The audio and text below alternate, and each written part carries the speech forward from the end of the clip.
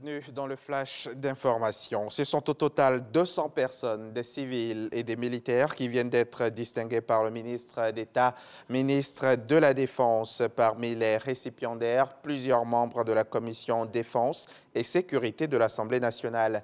Une cérémonie marquée également par la remise officielle d'une quarantaine de véhicules aux armées au nom du chef de l'État. Les précisions de Walter Amadou Ouattara à suivre tout à l'heure dans le 13h. On en vient d'ici là à cette conférence qui s'est tenue hier sur la gestion des boues de vidange et un accès pour tous à l'eau et à l'assainissement. Une conférence à l'initiative de la société de distribution d'eau qui a pour objectif de maximiser le secteur privé dans le secteur de l'eau et de l'assainissement en Afrique. Les précisions de Patricia Kouakou, Didier Nguessan et Ariel Ago. 4 milliards de personnes, soit une personne sur deux dans le monde, vivent dans des régions qui connaissent un manque d'eau selon le conférencier. Contribuer à une meilleure gestion de l'eau et à l'assainissement, la SODECI, l'Office national de l'eau potable ONEP et leurs partenaires y travaillent. Les services de la SODECI et de l'ONEP ont travaillé ensemble et ont réussi à doubler la capacité de production de l'eau.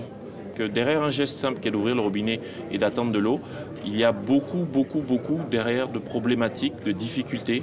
On a vu que la pluviométrie est un sujet, on a vu que les lieux d'habitation des populations, s'ils sont autour des zones où on a accès à l'eau, ça peut être une difficulté. Les partenaires financiers proposent des solutions. Nous avons réfléchi ensemble à voir comment est-ce que nous pouvons aller beaucoup plus loin pour financer des projets qui ont une empreinte durable positive.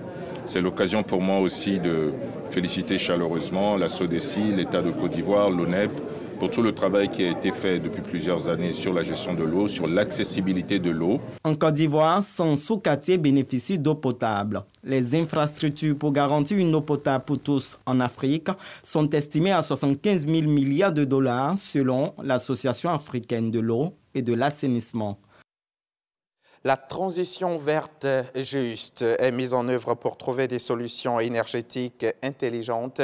Il s'agit de combler le fossé entre les entrepreneurs verts, les décideurs politiques et les investisseurs afin d'accélérer la croissance. L'Institut de l'Université des Nations Unies pour les ressources naturelles en Afrique encourage le secteur informel à s'orienter davantage vers les énergies propres. Le 20 février dernier, c'était lundi, il s'est tenu un atelier pour présenter les possibilités offertes par la transition verte. Didier Nguessan y était pour RTI 1 et nous en parlera dans les détails à 13h. 3 jours après l'embuscade de Déhou, les soldats du détachement de Tinakov ont été visés lundi dernier près de la frontière avec le Mali.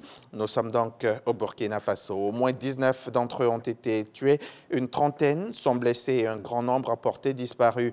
Une source sécuritaire a évoqué là encore de violents combats entre les assaillants et les soldats burkinabés de Tinakov. L'armée de l'air est intervenue par des frappes aériennes pour repousser les assaillants. Une riposte qui a permis de neutraliser plusieurs terroristes. En plus des pertes enregistrées dans les rangs des soldats, de nombreux blessés ont été transférés dans les centres de santé et le bilan pourrait s'alourdir. Une trentaine de personnes manquent toujours à l'appel. Le Nigeria s'apprête à voter samedi prochain, 25 février, présidentielle et législative. Ces élections sont cruciales pour le pays le plus peuplé du continent. 18 candidats sont en lice après 2 mandats consécutifs.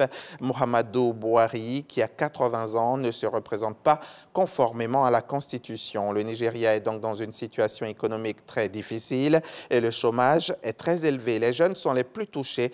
42,5% de ceux-ci en âge de travailler n'ont pas d'emploi, selon le Bureau national des statistiques du pays. Les universités publiques au Nigeria ont été très perturbées l'année passée encore par une grève des enseignants qui demandent de meilleures conditions de travail.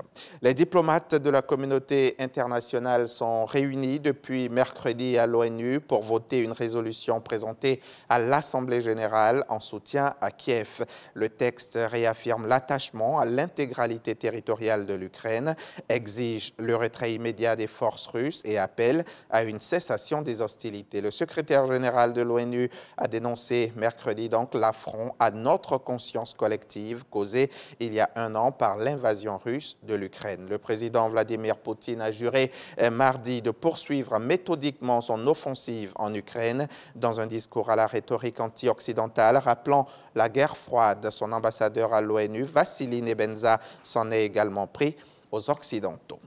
Et c'est la fin de ce flash. Merci de l'avoir suivi. À 13h, on se retrouve pour le journal.